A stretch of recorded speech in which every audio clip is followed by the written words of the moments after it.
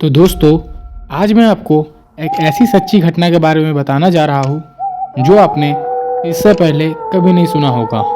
तो चलिए शुरू करते हैं। इस चैनल का नाम है डर की आवाज़। तो कोलकाता के दार्जिलिंग के पास बसा खुशियांग गांव देखने में एक शांत, ठंडी और खूबसूरत पहाड़ी जगह है, लेकिन इसके भीतर छुपा एक ऐसा अंधेरा राज है जो हर साल कुछ जिंदगियां निकाल ले जाता है। इस जगह का नाम है डाउ हिल, जहाँ दिन में सूरज की किरणें पेड़ों में खो सी जाती है और रात को हवा में फुसफुसाहट की आवाज़ सुनाई देती है, मानो कोई अब भी वहाँ भटक रहा हो। साल 2019 की बात है। कोलकाता के 4 दोस्त अनिकेत, रोशनी, सौरभ और देवेश सर्दियों की छुट्टी में किसी हिल स्टेशन पर घूमने का प्लान कर रहे थे। सभी जगहों की चर्चा के बाद अनिकेत ने कहा, क्यों ना हम डाउ हिल चले। नेट पर पढ़ा है वहाँ बहुत सन्नाटा होता है, जंगल बेहद खूबसूरत है, हमें वहीं चलना चाहिए। रोशनी मुस्कुराई, सुना है वहाँ भूत प्रेत की कहानियाँ भी है, स्कूल के पास किसी लड़के की हत्या हुई थी। सौरभ ने हंसते हुए कहा, अरे यार, भूत वूत कुछ नहीं होता, चलो थोड़ी मस्ती करेंगे। किसी ने नहीं सोचा था कि ये सफ़र उनकी ज़िंदगी का सबसे डरावना सफ़र बन जाएगा। वे चारों कोलकाता से ट्रेन लेके खुशियांग पहुँचे। दिसंबर की ठंड में पहाड़ पूरा धुंध से ढका हुआ था। टैक्सी ड्राइवर जो उन्हें डाउ हिल पर छोड़ने वाला था, अचानक गंभीर होकर बोला, साहब, शाम के बाद उस जंगल के रास्ते मत जाना, वहाँ लोग गायब हो जाते हैं। देवेश ने उसका मजाक उड़ाया और बोला, भाई तुम भी डरपोक हो क्या। ड्राइवर ने बस उसे एक बात बोली, मैंने खुद देखा है बिना सिर वाला लड़का उस रास्ते पर चलता हुआ।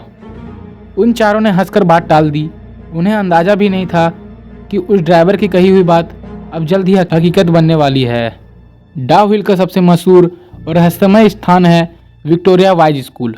कहा जाता है कि इस स्कूल में छुट्टियों के दौरान भी बच्चों की हंसी और कदमों की आवाज़ें सुनाई देती है, जबकि वहाँ कोई नहीं होता। शाम को वे चारों टॉर्च लेकर स्कूल के पास वाले जंगल में घूमने निकले। चारों ओर चिड़ के ऊंचे ऊंचे पेड़ थे, घनी धुंध और झिंगोरे की आवाज़। अचानक अनिकेत रुका, तुम लोगों ने सुना? किसी की फुसफुसाहट सुनाई दी। सभी ने चारों ओर देखा, लेकिन वहाँ कुछ नहीं था। पेड़ों की छाव में जैसे कुछ हरकत हुई हो।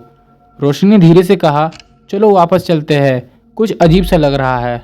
लेकिन देवेश ने उसका मजाक उड़ाकर कहा, अरे डरती क्यों हो, चलो थोड़ी दूर और। रास्ता पूरा पत्थरों से भरा था, टॉर्च की रोशनी धुंध से धुंधली हो रही थी।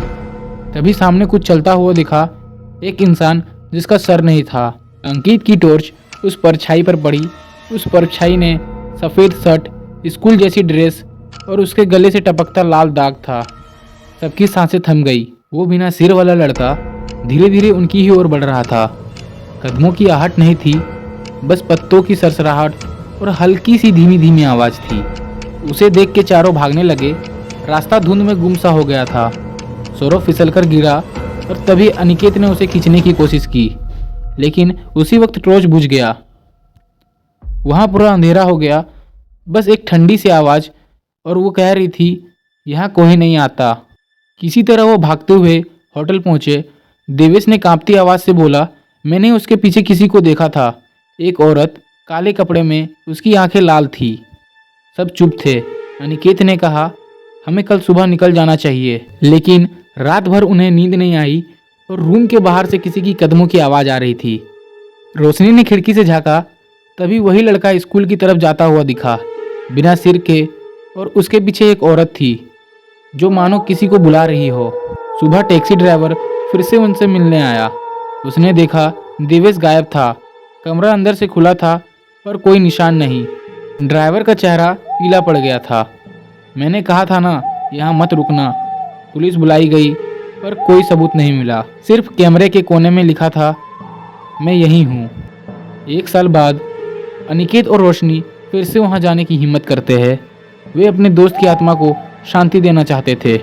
स्कूल बंद था, जंगल पहले से ज़्यादा सन्नाटा लग रहा था। अचानक पेड़ों के बीच से सौरभ की आवाज़ सुनाई दी, अरे ये आवाज़ तो देवेश जैसी लग रही है। वे दौड़े और उन्होंने देखा वहाँ पर देवेश खड़ा था, उसी जगह जहाँ उन्होंने उसे आखिरी बार देखा था, पर उसका चेहरा मानो मिट्टी से सना हुआ हो, आंखें लाल, और आवाज़ गूंजती हुई कह रही थी, तुम लोगों ने मुझे यहाँ क्यों छोड़ दिया। अनिकेत ने पीछे मुड़कर देखा और रोशनी गायब थी। कुछ महीनों बाद अखबार में खबर छपी, डाउ हिल में 3 युवाओं का कोई पता नहीं चला। पुलिस को केवल एक कैमरा और जली हुई नोटबुक मिली। नोटबुक के आखिरी लाइन पर लिखा था, विक्टोरिया वाइज स्कूल के जंगल में अभी भी किसी की कदमों की आवाज़ें आती है और कभी कभी पेड़ों के बीच बिना सिर वाला लड़का फिर से दिख जाता है। आज भी वहाँ के स्थानीय लोग कहते हैं, शाम ढलने के बाद उस रास्ते पर मत जाना, वरना कोई फुसफुसाएगा। यहाँ कोई नहीं जाता और फिर सब कुछ सन्नाटा हो जाएगा।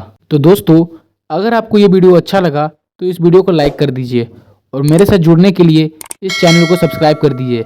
मिलते हैं नेक्स्ट वीडियो में, तब तक के लिए बाय बाय, टेक केयर।